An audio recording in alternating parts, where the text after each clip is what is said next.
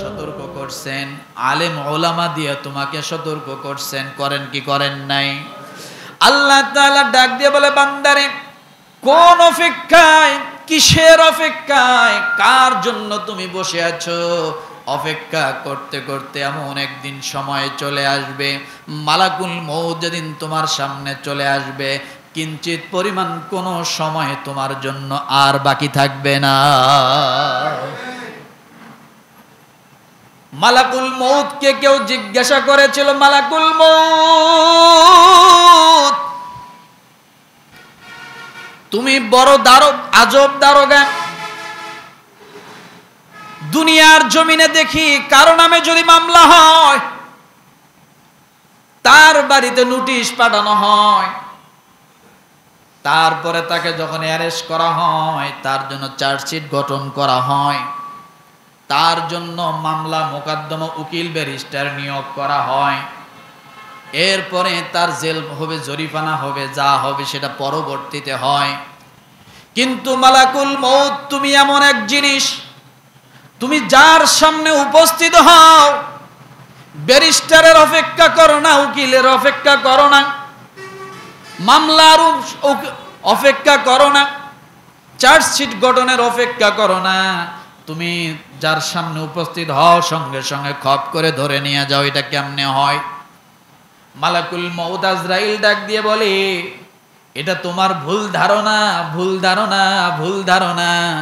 যেদিন তুমি দুনিয়ার জমিনে আসছো, যেদিন তুমি দুনিয়ার জমিনে আসছো, তুমি নিশ্চিত তোমার একদিন মরণ হবে, এটা সর্বপ্রথম তোমার জন্য এলান। যেদিন দুনিয়াতে আসছো তোমার মরণ হবে, এটা বাস্তব, এটা তোমার জন্য এলান। এরপরে তুমি যখন শিশুকাল ছিলাম, শিশুকাল পার করছো, কিশোর কালে চলে আসছো, কিশোর কাল পার করছো, যুবক কালে এসে গেছে, যুবক কাল শেষ হয়ে গেল, অপ্রাপ্ত ছিল প্রাপ্ত হয়েছো, অবিবাহিত ছিল বিবাহ করেছো, সন্তানের বাবা হয়েছো, এরপরে নাতিপুতির দাদা হয়েছো। এইভাবে আমি একটার পর একটা তোমাকে সতর্ক করে গিয়েছিলাম যে তোমার দিন আর বেশি নাই, আর অল্প কিছুদিন হয়তো এই দুনিয়ায় তুমি থাকবা, একদিন না একদিন হঠাৎ করে আমি তোমার সামনে হাজির হয়ে যাব। কথা ঠিক না? একটার পর একটা, ধাপের পর ধাপ, এভাবেই চলবে। সময় আছে, কথা বলেন। ও মুসলমান, এই জন্য আল্লাহ তাআলা কেফ করে বলেন, আনতাখশা কুলুবুহুম লিযিকরিল্লাহ, তাদের জন্য কি এখনো সময় আসেনি যে আল্লাহর স্মরণে? আল্লাহর স্মরণ বলতে এখানে শুধুই যে নামাজের কথা বলছে মুসলমান তা না। আল্লাহর স্মরণ হলো আল্লাহর বিধান, আল্লাহ যে বিধান দিয়েছেন তা পুঙ্খানুপুঙ্খানুভাবে পালন করা। কেন আল্লাহ তাআলা এই কথা বললেন? আরে আয়াত নাজিল হলো সাহাবায়ে কেরামের সময়। সাহাবায়ে কেরাম কি নামাজি ছিল না? কথা বলেন। সাহাবায়ে কেরাম নামাজি ছিল, রাসূলের সঙ্গে হজ করেছিল, রাসূলের সঙ্গে জিহাদ করেছিল, রাসূলের আশেপাশে সব ছিল, কিন্তু তারপরেও আল্লাহ তাআলা সতর্ক করে আয়াত তাদের উপরেই নাজিল করে দিল। কেন নাজিল করে দিল? কিছু মানবা কিছু মানবা না তা হবে না। আল্লাহর বিধানে যা আছে, ইয়া আইয়ুহাল্লাযীনা আমানু দুখুলু ফিস-সিলমি কাফা, তুমি পরিপূর্ণভাবে ইসলামের ভিতরে প্রবেশ করো। অর্ধেক করবা অর্ধেক করবা না, এটা কোনোদিন মুসলমান দাবি করতে পারে না। ইয়ামুন্নুনা আলাইকা আসলামু কুল লা তামুন্নু আলাইয়া ইসলামাকুম বালিল্লাহু ইয়ামুন্নু আলাইকুম আন হাদাকুম লিল ঈমান। আল্লাহ তাআলা ডাক দিয়ে বলেন, কিছু মানুষ আছে মুখে মুসলমান দাবি করে, ও নবী আপনি জেনে রাখেন এরা প্রকৃতপক্ষে মুসলমান না, সুবিধাবাদী মুসলমান। আসতে বলেন, কি মুসলমান? সূরা হুজুরাত পরে দেখেন আল্লাহ বলেন এরা সুবিধাবাদী মুসলমান। গরুর গোশত খাওয়া মুসলমান, এরা অন্য কিছু নয়। দুনিয়ার সব জায়গায় তারা বলে কোরআন তাদের ঘরে আছে, নামাজ পড়ে, রোজা করে, হজ করে, উমরা করে, যাকাত দেয়, সব কাজগুলো করে, কিন্তু আল্লাহর কালামটাও ঘরের মধ্যে রাখছে, মাঝে মাঝে কোরআনটা তেলাওয়াত করে। কিন্তু যখন বলবে এই কোরআনের ভিতরে যা আছে তা সমাজের মধ্যে প্রতিষ্ঠিত করতে হবে, তখনই দেখবা ব্যক্তির মনটা বেজার। নামাজ পড়ে সমস্যা নাই, যাকাত দেয় সমস্যা নাই, হজ করে সমস্যা নাই, এরপরে রোজা করে সমস্যা নাই, কোরআন তেলাওয়াত করে সমস্যা নাই। কিন্তু বান্দা যখন কোরআন তেলাওয়াতের আয়াতের অর্থগুলো, ব্যাখ্যাগুলো সমাজের মাঝে প্রতিষ্ঠিত করতে বলবেন, তখন এই সমস্যা, তখনই কি, তখনই হয়ে যাবে ধর্ম ব্যবসায়ী। যারা বলবে তারা হবে ধর্ম ব্যবসায়ী,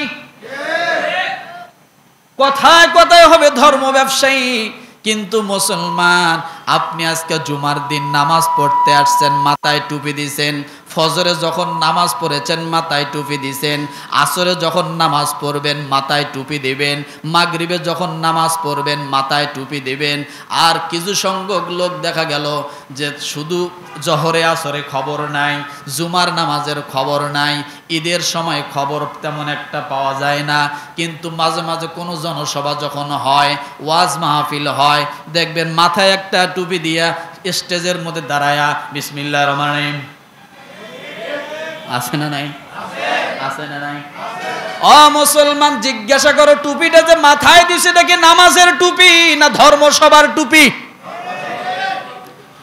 বলি মুসলমান, বাংলাদেশের টুপির কোয়ালিটি যদি হিসাব করতে যাই, আমি একবার হিসাব করতে যাই দেখি 82 আইটেমের টুপি। কয় আইটেম? কয় আইটেম? তার আগে একবার গুনছিলাম 52 আইটেমের টুপি পাইছি। পাঁচকল্লি টুপি, খাড়া টুপি, নৌকে টুপি, কিস্তি টুপি, নানান হাবিজাবি টুপি, আছে না নাই? এই টুপি মাথায় দেওয়ার কোয়ালিটিও অনেক। কেউ বাঁকা করে দেয়, কেউ সোজা টুপিটারে চেকবা বানায়া দেয়, আছে না নাই? কেউ পিছন দিকে কাজ করে দেয়, কেউ সামন দিকে কাজ করে দেয়।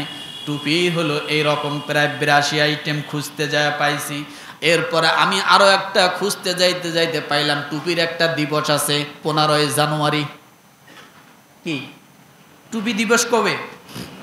কথা বলেন। টুপির দিবস হলো 15ই জানুয়ারি। বড় বড় হোটেলে রান্না করে, তার মাথায় টুপি আছে খাড়া, আছে না নাই? ও মুসলমান, টুপিওয়ালার দিকে যদি আপনি চিন্তা করেন, গয়েশ্বর চন্দ্র রায় একটা টুপি মাথায় দেয়, দেয় কি দেয় না? কথা বলেন। মুসলমান, হঠাৎ টুপি মাথায় দেনেওয়ালা যদি মুসলমান দাবি করে, গয়েশ্বর চন্দ্র রায়ের মতো ব্যক্তি যদি মুসলমান দাবি করে, বিশ্বাস করা যাবে? ওই গয়েশ্বর চন্দ্র রায় যেমন টুপি মাথায় দিল, তাও তো বান্দা হিন্দু হওয়ার পরও মাথায় টুপি আছে। কিন্তু এমন কিছু মুসলমান আছে হঠাৎ একটা টুপি মাথায় দেয়, টুপি না থাকলে আরেকজনের মাথার থেকে খাবলা দিয়ে মাথায় দিয়া স্টেজে দাঁড়ায়। এরা হলো ধর্ম ব্যবসায়ী। আল্লাহ রাব্বুল আলামিন ডাক দিয়ে বলেন, আল্লাহ তাআলা ডাক দিয়ে বলেন, আন তাখশা কুলুবুহুম লিযিকরিল্লাহ, জনসভার জন্য টুপি মাথায় দিও না।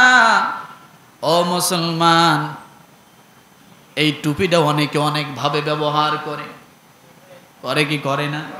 জোরে বলেন। কিন্তু টুপিটা ব্যবহার করে স্বার্থ হাসিল করলো, নাম হলো সব মোল্লাদের। দুইজন দোকানদার